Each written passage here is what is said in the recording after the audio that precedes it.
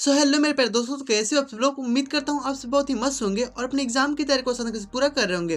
दोस्तों आज की इस वीडियो में हम बात करेंगे औरंगजेब के बारे में। इसके पिछले वीडियो में हमने शाहजहां के बारे में, जहांगीर के बारे में, अकबर जो भी है वहाँ पे, बाबर उबर सबके बारे में एकदम हमने डिस्कस कर लिया था। ठीक है, तो अब हम बात करेंगे औरंगजेब के बारे में और इसके जो भी महत्वपूर्ण प्रश्न होंगे जो आपके एग्जाम में पूछे जाते हैं वो आपको एकदम क्लियर हो जाएंगे यहीं पे। ठीक है, तो इसलिए मैं आपको कहता हूँ कि वीडियो को कंप्लीट देखा करिए, क्योंकि मैं इसमें बहुत सारे क्वेश्चन आपको वीडियो के अंदर ही बता देता हूँ। ठीक है, शायद आपको नोट में ना मिले। तो चलिए यहाँ पे स्टार्ट करते हैं वीडियो को। और हाँ, अगर आप यूपीएससी की तैयारी करते हैं तो आपके लिए बहुत ही ज़्यादा इंपॉर्टेंट होगा ये वाला शॉर्ट नोट। तो चलिए स्टार्ट करते हैं और देखते हैं इसमें एक एक चीज़ों को और समझेंगे बहुत ही आसान तरीके से।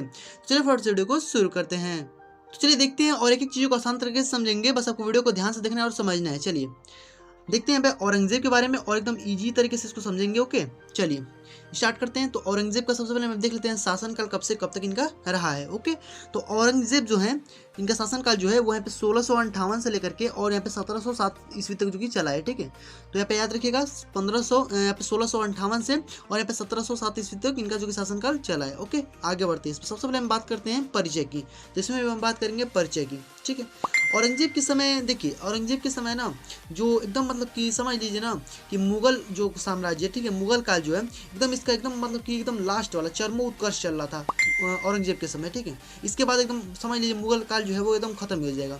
देखते हैं इसके बारे में और समझते हैं।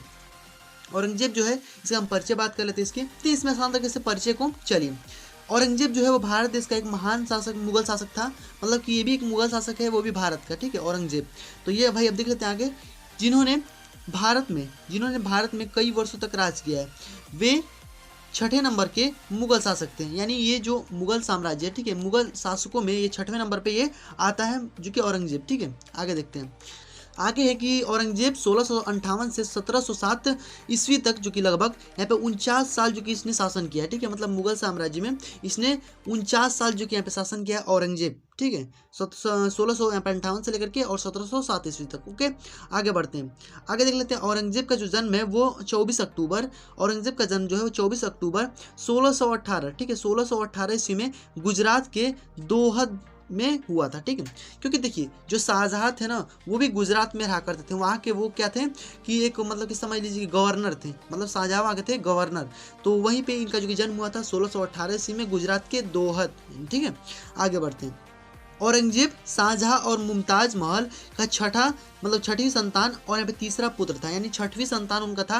यानी इसके पहले भी उनके जो कि 5 संतान हो चुके हैं, ये छठवीं संतान था और ये जो कि तीसरा उनका पुत्र था। ओके, क्योंकि बहुत सारे उनके पुत्र भी यहाँ पे जो कि मतलब कि उनकी मृत्यु हो गई आकस्मिक, मतलब कुछ कारणवश। ठीक है, चलिए देखते हैं इसमें आगे कि औरंगजेब बचपन से ही चतुर, बुद्धिमान और होनहार था। ठीक है, यह बचपन से ही चतुर था और बुद्धिमान था और वो बहुत ज़्यादा होनहार था। ठीक है, इसका दिमाग इसके पास बहुत ज़्यादा था बचपन से। ठीक है, आगे देखते हैं। शाहजहां ने औरंगजेब की शिक्षा के लिए योग्य मोहम्मद हाशिम जिलानी, ठीक है, को नियुक्त किया था। यानी इनकी शिक्षा के लिए इन्होंने, जो शाहजहां है उन्होंने अपने बेटे के लिए हाशिम जिलानी को यहाँ पे नियुक्त किया, इनको पढ़ाने के लिए, यानी उनको शिक्षा देने के लिए। और इनसे इन्होंने बहुत सारी शिक्षा को प्राप्त किया, जिसमें उन्होंने जो कि सैन्य शिक्षा को प्राप्त किया और बहुत ही अच्छे तरीके से वो सैन्य शिक्षा में निपुण हो गए। ठीक है, तो इन्होंने सैन्य शिक्षा के बारे में बहुत ही मतलब गंभीर अच्छे तरीके से अध्ययन किया है और उसके बारे में एकदम ये निपुण हो गए, यानी ये समुचित सैन्य शिक्षा को ग्रहण किए हैं। ठीक है, आगे बढ़ते हैं। आगे देखते हैं। तो आगे है औरंगजेब का शासन। यहाँ पे देख लेते हैं औरंगजेब के शासन के बारे में। तो औरंगजेब का जो शासन है इसको हम यहाँ पे बात कर लेते हैं। तो देखिए औरंगजेब को 18 वर्ष, ठीक है, 18 वर्ष की अवस्था में दक्षिण के 4 जो कि सूबों, ठीक है, 4 सूबों का सूबेदार बनाया गया। ठीक है, यानी जो दक्षिण में दक्कन वाला था, ठीक है, जो दक्कन वाला एरिया था वहाँ पे जो 4 सूबों थे, यानी 4 सूबों उसका नाम है। ठीक है, वहाँ का उसको सूबेदार बना दिया गया। मतलब आप इसमें याद रखिए कि जो औरंगजेब है इनको 18 वर्ष की उम्र में दक्षिण के दक्कन वाला जो एरिया है वहाँ का एक सूबेदार बना दिया गया था। ठीक है, पहले के जो राजा थे ना ये लोग अपने मतलब पहले से जो उनका बेटा था वो छोटे रहते थे ना, तो पहले से ही ये लोग अपने बेटे को मतलब सूबेदार बना देते थे, मतलब कहीं कहीं का, ताकि वो भी थोड़ा समाज में रहें और यहाँ पे देखें भाई और जान सके आगे, क्योंकि उनको भी उत्तराधिकारी बनना है एक ना एक दिन। तो इसलिए उनको मतलब बहुत ही मतलब उनको अच्छे तरीके से पता चल जाए कैसे कैसे राज्य को संभाला जाता है। इसलिए उन्हें छोटे छोटे जो कि सूबेदार बना देते थे ताकि वो वहाँ पे उनको संभाल सके। ठीक है, और उससे उनका जो कि मतलब उसमें वो निपुण हो जाए मतलब शासन करने के लिए। ओके, आगे बढ़ते हैं। इसमें आए क्या भाई 1637 में और औरंगजेब ने सफवीद की राजकुमारी दिलराज बानो बेगम से विवाह किया। ठीक है, यानी ये जो सफवीद की जो राजकुमारी थी, कौन था भाई, तो दिलराज बानो बेगम से इन्होंने शादी किया। यानी ये देखिए औरंगजेब ने ना दिलराज बानो बेगम से शादी किया था। इनकी पत्नी कौन है भाई, तो दिलराज बानो बेगम। ठीक है, इसको याद रखिएगा, ये भी एग्जाम में कभी पूछ देता है। ठीक है, या फिर इनको हम यहाँ पे जो कि रजिया दुरानी के नाम से भी जानते हैं, दो इनका नाम है, मतलब दिलराज बानो बेगम या फिर रजिया दुरानी। ठीक है, आगे बढ़ते हैं। आगे क्या है भाई कि औरंगजेब कट्टर सुन्नी था, यानी कट्टर सुन्नी मुसलमान था। यहाँ पे देख सकते हैं औरंगजेब जो है वो कट्टर सुन्नी मुसलमान था, यानी यह एक कट्टर मुसलमान था समझ लीजिए। ठीक है, और ये जो ईरान के जो शिया और सुन्नी होते हैं ना, तो उसमें एक क्या था, ये एक प्रकार का सुन्नी था। ठीक है, सुन्नी समझ लीजिए। तो यह औरंगजेब जो था वो कट्टर जो कि सुन्नी मुसलमान था, वह हिंदुस्तान को दारुल हर्ब, ठीक है, जो दारुल हर्ब है यानी काफिरों के देश, यानी जो हिंदू देश है, ठीक है, उसको क्या करना चाहता था कि यहाँ पे दारुल इस्लाम, ठीक है, यानी दारुल इस्लाम में जो कि कन्वर्ट करना चाहता था। यानी दारुल इस्लाम क्या है भाई, ये मुसलमानों का मतलब देश बनाना चाहता था। ठीक है, औरंगजेब क्या करना चाहता था कि भाई देखिए ये तो पहले से कट्टर जो कि एकदम मुसलमान था, सुन्नी, मतलब ये सुन्नी मुसलमान था। ठीक है, और ये क्या करना चाहता था कि दारुल जो हर्ब था, जो हिंदू के लिए था, ठीक है, यानी जो काफिरों का देश था, ठीक है, काफिरों का, उसको क्या करना चाहता था, यहाँ पे दारुल इस्लाम में जो कि कन्वर्ट करना चाहता था। यानी बहुत सारे लोग हैं जो कि मुसलमान, यानी मुसलमान साम्राज्य अपना बनाना चाहता था। ठीक है, आगे बढ़ते हैं। तो मुसलमान देश बनाना चाहता था, और यही आगे चल करके इसको बहुत ज़्यादा मतलब कि मुगल साम्राज्य का यहाँ पे जो कि पतन का यही सब कारण बना है। आगे हम देखते हैं इसमें। तो देखिए इस नीति, यहाँ पे देख सकते हैं कि इस नीति के तहत कई हिंदू विरोधी यहाँ पे कार्य किए गए, मतलब हिंदुओं के विरोध में इसने बहुत सारे ऐसे कार्य किए, और जिन्होंने हिंदुओं के मंदिरों और यहाँ पे देव स्थानों का यहाँ पे निर्ममता पूर्वक जो कि विध्वंस किया। यानी जो भी मंदिर थे, जो भी देव स्थान थे, जहाँ पे मूर्तियाँ रखी हुई थी, ठीक है, मंदिरों में, सबको एकदम मतलब तोड़वा दिया, और एकदम मतलब कि उसका मतलब जो मूर्ति थे लोग, उसका मतलब कि अपने मतलब जो उनका सीढ़ी होता था, मतलब कि अपने औरंगजेब ने जब सीढ़ी को बनवाया तो उसी में उसको जो कि मूर्तियों का प्रयोग किया, मतलब अपनी सीढ़ी को बनाने के लिए। ठीक है, तो मतलब देख सकते हैं ये कितना ज़्यादा कट्टर था। ठीक है, बहुत कट्टर मुसलमान था। और आप देख सकते हैं इसने हिंदू के जितने भी मंदिर थे सबको तोड़वा दिया। और यहाँ पे आप आगे देख सकते हैं कि मथुरा, प्रयाग, अयोध्या, काशी, हरिद्वार, गुजरात, उज्जैन, सौराष्ट्र, मारवाड़, और यहाँ पे उदयपुर, महाराष्ट्र और गोलकुंडा के मंदिरों को भी विध्वंस करवा दिया। जिसमें हरियाणा का एक जो कि मंदिर था, चेन्ना केशव मंदिर, जो कि वीर सिंह बुंदेला ने जो कि उसको बनवाया था। ठीक है, तो मतलब कि जब चेन्ना केशव मंदिर को जब औरंगजेब ने जब तोड़वाया, तो वहाँ के जो हरियाणा के जाट थे लोग ना, बहुत ज़्यादा मतलब उनके मतलब विद्रोही बन गए, यानी उनको विद्रोह करने लगे। आपने भाई क्यों मंदिर को तोड़वाया? ठीक है, वो भाई आप ही सोच सकते हैं, वो एक धार्मिक चीज़ है। ठीक है, उसमें इसने बहुत ज़्यादा उल्लंघन कर दिया। तो इसके कारण ये जो जाट थे हरियाणा के, उन्होंने भी क्या किया कि औरंगजेब के खिलाफ जो कि विद्रोह करना शुरू कर दिया, जिसमें थे गोकुला, ठीक है, राजा राम, और यहाँ पे चूड़ामन। ठीक है, इसको याद रखिएगा, गोकुला, ठीक है, गोकुला, राजा राम, ठीक है, राजा राम, और यहाँ पे चूड़ामन। ठीक है, चूड़ामन। ठीक है, इसको याद रखिएगा। ये तीन लोग जो थे, ये जो कि हिंदू जाट थे, मतलब कि हरियाणा में जाट थे लोग, तो इन्होंने जो कि उनके खिलाफ जो कि विद्रोह कर दिया, यानी औरंगजेब के खिलाफ, जब उन्होंने मंदिर को तोड़वाया। और राजा राम ने तो क्या किया ना, आप यहाँ पे कहानी एक बार सुन लीजिए। राजा राम जो थे, राजा राम, यहाँ पे देख सकते हैं, राजा राम, ठीक है, राजा राम ने क्या किया ना कि उन्होंने जब उस मंदिर को तोड़वाया ना औरंगजेब ने, चेन्नई के मंदिर को, तो इन्होंने क्या किया कि उनके परदादा यानी अकबर जो है, ठीक है, अकबर को, ठीक है, ये लकड़दादा उनके होंगे। ठीक है, परदादा के बाद लकड़दादा। तो अकबर की जो अस्थियां हैं, मतलब जो जहाँ पे उनको दफनाया गया था, वहाँ पे गया और कहा कि इनको खोद के निकाला जाए। ठीक है, एकदम इनको खोद के निकाला जाए, और उनको खोद करके निकाला। अब भाई आपको पता होगा कि अब भाई 150 साल इनको मरे हुए हो गया था। ठीक है, तो इतने में भाई उनकी जो अस्थियाँ होंगी वो डिकम्पोज हो होंगी, मतलब कि मिल गई होंगी मिट्टी में। अब उसमें कुछ बचेगा थोड़े। तो अब भाई इसने फिर भी क्या किया कि राजा राम ने उसको निकलवाया और देखा कि भाई इसमें तो कुछ भी नहीं बचा हुआ है।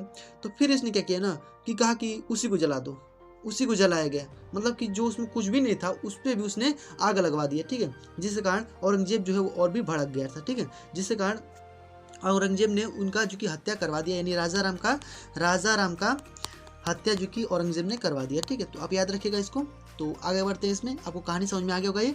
तो इस प्रकार से चेन्नई केशव मंदिर किसका है, ये आपसे पूछता है एग्जाम में। तो चेन्नई केशव मंदिर जो है वीर सिंह बुंदेला ने बनवाया था हरियाणा के जाट के लिए वहाँ पे, जो कि ठीक है, आप समझ सकते हैं। आगे बढ़ते हैं इसमें। तो देखिए मंदिरों को विध्वंस करवा दिया। और यहाँ पे देखिए बलपूर्वक धर्म परिवर्तन कराने के लिए उसने सिखों के 9वें गुरु तेग बहादुर का सिर ही कटवा दिया था। अब देखिए भाई बलपूर्वक भाई ये सब कुछ तोड़वा रहा था, ठीक है, जो भी मंदिरों थे सबको तोड़ ताड़ दे रहा था, ठीक है। लेकिन इसने क्या किया कि अब भाई धर्म के परिवर्तन कराने के लिए मतलब इसी चक्कर में उसने सिखों के 9वें गुरु यानी जो तेग बहादुर है, ठीक है, इनकी भी हत्या यानी उनको सिर ही कटवा दिया। अब भाई सोच सकते हैं ये कितना ज़्यादा कट्टर था, कट्टर मुसलमान था भाई एकदम, ठीक है। आप देख सकते हैं यहाँ पे तो इसने 9वें गुरु को जो कि मरवा दिया। ओके, आगे बढ़ते हैं। आगे इसमें दिया गया है कि औरंगजेब के बढ़ते अत्याचार यानी औरंगजेब का ये अत्याचार जब देखते हुए, ठीक है, ये जब इतना बढ़ गया एक दिन, ठीक है, कि 1660 में मराठा ने, ठीक है, औरंगजेब के खिलाफ जो कि विद्रोह कर दिया। यहाँ पे आप देख सकते हैं 1660 में मराठा वालों ने, जो मराठा हैं सब, इन्होंने औरंगजेब के खिलाफ विद्रोह कर दिया। अब भाई देखा कि औरंगजेब ने बहुत ही मतलब कि अपने मुसलमान मतलब कि अपने देश को मुसलमान बनाने के लिए यहाँ पे पूरा जो कि हिंदुओं पे अत्याचार कर रहा है, तो जिसके कारण 1660 ईस्वी में मराठा वालों ने उन पे आक्रमण कर दिया यानी उनके खिलाफ विद्रोह कर दिया, ठीक है।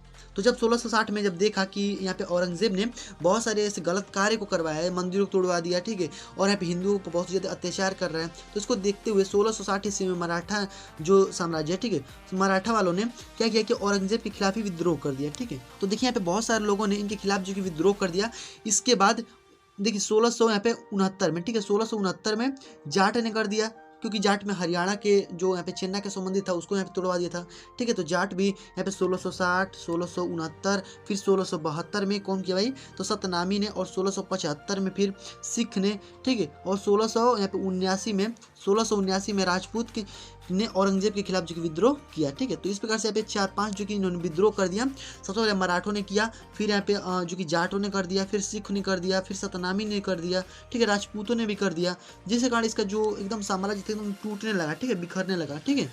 इसी प्रकार से आगे देखते हैं इसमें। तो औरंगजेब के खिलाफ आवाज़ उठाई और यहाँ पे 1686 में, ठीक है, 1686 में अंग्रेज ने ईस्ट इंडिया कंपनी ने भी यहाँ पे औरंगजेब के खिलाफ विद्रोह कर दिया। यानी जो अंग्रेज थे सब अंग्रेज भी यहाँ पे आया सब और इनके खिलाफ जो कि विद्रोह करने लगे सब। अब यानी इसने देखा कि हिंदुओं पे इतना ज़्यादा अत्याचार कर रहा है, तो भाई यही अच्छा समय है इनके खिलाफ विद्रोह करने का, यानी उनको हटाने का। और इसी प्रकार से आगे चलते चलते वो ईस्ट इंडिया कंपनी की अपना स्थापना कर लेते हैं और वहाँ पे 1857 की क्रांति होती है। इस प्रकार से आगे यहाँ पे देखेंगे, ठीक है। तो यहीं पे आप देखिए अभी आगे किसने, और देखिए इसमें क्या है कि औरंगजेब ने इनमें से बहुत से लड़ाई जीती, ठीक है, जो भी इसने जो कि विद्रोह किए हैं, जितने लोगों ने, मराठों ने, सिखों ने, ठीक है, इसमें बहुत सारे इसने लड़ाइयों को जीता है। लेकिन जीत हमेशा एक के साथ नहीं रहती है। आपको पता होगा कि भाई एक बार जीते, 2 बार जीते, 3 बार जीते, लेकिन अब भाई हमेशा आप ही थोड़ी जीते रहेंगे।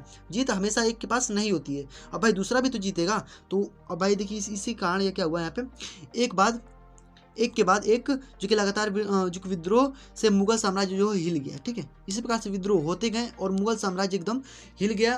और यहाँ पे औरंगजेब ने सबसे बड़ी गलती कर दी भाई। क्या कर दी कि औरंगजेब की जितनी भी सेनाएं थी, ठीक है, उसको सारी मतलब जो सेना थी उसको एकदम लगा दिया दक्षिण भारत में। जो दक्षिण भारत था उसको जीतने के लिए एकदम लगा दिया पूरा एकदम, ठीक है। तो इसके कारण वहाँ पे उसको मतलब यही इसकी मतलब बहुत ही बड़ी गलती की कि सारे सैनिकों को वहीं पे लगा दिया दक्षिण भारत को जीतने का। और आपको पता होगा दक्षिण भारत कितना ज़्यादा मतलब कि एकदम मतलब उसको जीतना बहुत ज़्यादा कठिन है दक्षिण भारत को, ठीक है।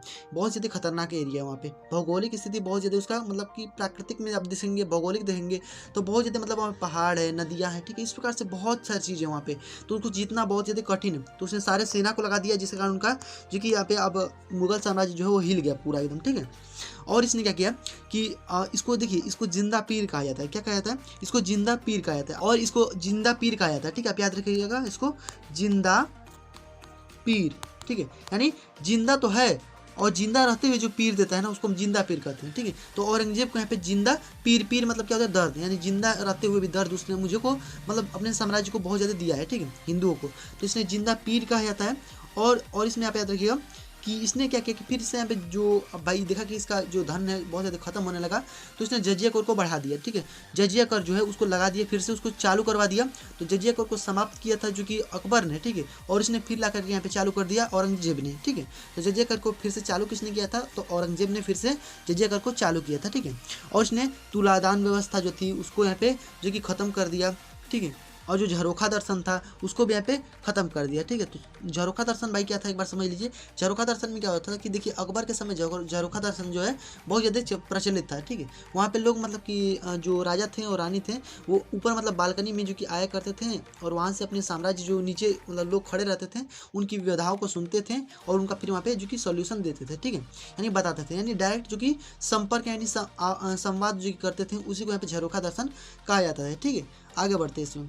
तो इसमें अब इसने झरोखा दर्शन को भी बंद करवा दिया, तुलादान भी बंद हो गया। ठीक है, और ये इसने क्या किया कि दारुल हर्ब को दारुल जो कि इस्लाम में बदल दिया। ये सबसे मतलब कि बड़ी उसने गलती की। ठीक है, और इसने क्या किया है कि जो भी यहाँ पे संगीत था उस पर इसने प्रतिबंध लगवा दिया। जो भी संगीत थे उस पर इसने प्रतिबंध लगवा दिए। वैसे तो ये जो कि एक अच्छा जो कि वीणा का वादक था। ठीक है, वीणा का एक अच्छा वादक था। ठीक है, आप याद रखिएगा वादक। ठीक है, ये वीणा का एक अच्छा वादक था, लेकिन फिर भी इसने जो कि संगीत पे प्रतिबंध लगा दिया। ओके, और इसने क्या किया कि जो मुद्रा है, मुद्रा में एक जो कि कलमा होता था। ठीक है, कलमा जो है वो धार्मिक में चल जाता है। ठीक है, कलमा। ठीक है, तो मुद्रा में जो कलमा होता था, ठीक है, उसको हटवा दिया। यानी जो कलमा है ना भाई, सही बात है, जो धार्मिक चीज़ है कलमा जो है एक जो कि धार्मिक जो कि चल जा रहा है। ठीक है, और यहाँ पे जो कि जैसे हम लोग में नहीं अब देखेंगे कि मान लीजिए सिक्का है कोई, तो उस पर अगर हम यहाँ पे देवी देवता को मूर्ति अगर बना दें तो भाई उसका गलत भी यूज होता है। कोई भाई मतलब गलत सामान खरीदने के लिए भी इसका यूज करता है। जैसे कि अब भाई सोच सकते हैं बहुत सारी ऐसी चीज़ें हैं, जैसे यहाँ पे शराब हो गया। ठीक है, ऐसे बहुत सारी चीज़ें, तो गलत सामान खरीदने के लिए उसको यूज कर सकता है। इसलिए जो कलमा है, ठीक है, कलमा जो है ये एक जो कि मतलब कि उनके जैसे देवता के समान है। ठीक है, तो कलमा को इसने इस पे से हटवा दिया क्योंकि इसका बहुत ज़्यादा गलत मिसयूज भी कर सकते थे। ठीक है, और इसने क्या किया, और इसने सोना चांदी की वस्तुओं पर उपभोग करने पर रोक लगा दिया। ठीक है, तो ये सब आप ये तो याद रखिएगा, यही आपके एग्जाम में यही से पूछे जाते हैं जो मैं आपको बता रहा हूँ, इसको आप लिख लीजिएगा कहीं। ओके, तो इसने क्या किया कि झरोखा दर्शन बंद करवा दिया, तुलादान व्यवस्था बंद हो गया, और यहाँ पे जो जजिया कर इसको फिर से चालू करवा दिया, दारुल हर्ब को दारुल इस्लाम में बदल दिया गया। ठीक है, और इसने जो कि सिक्कों से कलमा को हटवा दिया और सोने और चांदी के वस्तु जो थे उसको उपभोग पर यहाँ पे प्रतिबंध लगा दिया। ठीक है, और इसको जिंदा पीर कहा जाता है, ये भी आप याद रखिएगा। ओके, और इसने क्या किया कि जो औरंगजेब है ना, औरंगजेब जो है कि धार्मिक मामले में देख रेख करने के लिए एक जो कि अपना एक मुहद्दिब बनाया था। ठीक है, मुहद्दिब उसे कहते हैं, उसने एक मुहद्दिब, ठीक है, मुहद्दिब, ठीक है, उसने मुहद्दिब बनवाया। ठीक है, यानी जैसे कि आप देख सकते हैं जैसे अशोक के समय जो कि धम्म महामात्र था, स्त्री महामात्र था, यानी स्त्रियों के लिए स्त्री महामात्र था, उसी प्रकार से मुहद्दिब जो था वो धार्मिक में था। ठीक है, यानी धर्म के मामले में इसने एक जो कि उसको देख रेख करने के लिए उसने मुहद्दिब का निर्माण किया था। ठीक है, और यहाँ पे आगे हम देख लेते हैं, मृत्यु की बात कर लेते हैं इसकी।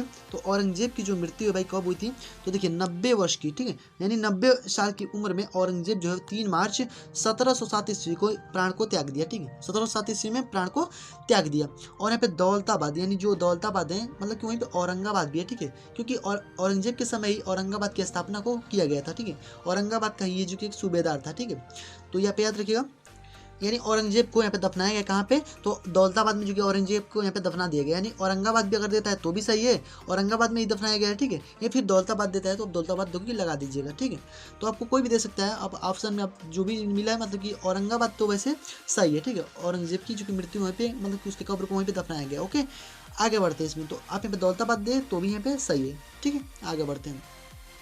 इसमें क्या दिया गया कि 50 सालों में औरंगजेब ने अपने इतने विद्रोही बना लिए, मतलब कि 50 सालों में जब तक ये शासन किया है तब तक इसने खाली विद्रोह ही करता रहा है। ठीक है, खाली विद्रोह किया हिंदुओं के खिलाफ, तो इसने इतना विद्रोह कर दिया जिसके कारण जो मराठे थे, सिख थे, राजपूत थे, सभी लोग एकदम इससे विद्रोह करने लगे। और सबसे बड़ी बात तो ये है कि ईस्ट इंडिया कंपनी जो है, यानी जो अंग्रेज़ हैं, वो भी इसके खिलाफ विद्रोह करने लगे। आगे चल करके मुगल साम्राज्य का अंत हो गया। ठीक है, अब इसी के पश्चात देखिए जब औरंगजेब आया ना तो यहीं पे मुगल वंश का जो पतन है वो स्टार्ट हो गया था। ठीक है, क्योंकि इसने बहुत सारे विद्रोह कर दिए थे। तो आई होप ये आपको क्लियर हो गया होगा कि मुगल साम्राज्य का अंत जो कि कैसे हुआ। तो इस प्रकार से अंत हो गया। उसके बाद से हमारा आ जाता है उत्तर मुगल काल। ठीक है, उत्तर मुगल काल, तो जिसमें मतलब कि बहुत ही मतलब लोल शासक आते हैं सब, उतने बढ़िया नहीं, बकलोल एकदम शासक आते हैं सब। जिसमें क्या था कि बहादुर शाह आया, जहानदार शाह आया। ठीक है, और यहाँ पे बहुत सारे मोहम्मद शाह रंगीला आया। तो इस प्रकार से बहुत सारे लोग आए वहाँ पे। अब आगे हम अपने नेक्स्ट वीडियो में डिस्कस करेंगे। तो यहाँ तक आपको समझ में आ गया होगा। और तो यहाँ तक आपसे प्रश्न जो है बहुत सारे पूछे जाते हैं, तो इसको भी हम मतलब कि याद रखिएगा। ओके, तो अगर आपको इसको PDF चाहिए तो आप इसको लिंक जो है डिस्क्रिप्शन बॉक्स में मिल जाएगा, आप वहाँ से जो PDF को डाउनलोड कर लीजिएगा और एक बार दोहरा लीजिएगा। ठीक है, और जो भी चीज़ें मैं आपको बताया हूँ उसको आप जरूर से एकदम नोट कर लीजिएगा। तो बस आज की इस वीडियो में इतने ही रहने देते हैं, मिलते हैं नेक्स्ट वीडियो में, तब तक के गुड बाय, वंदे मातरम।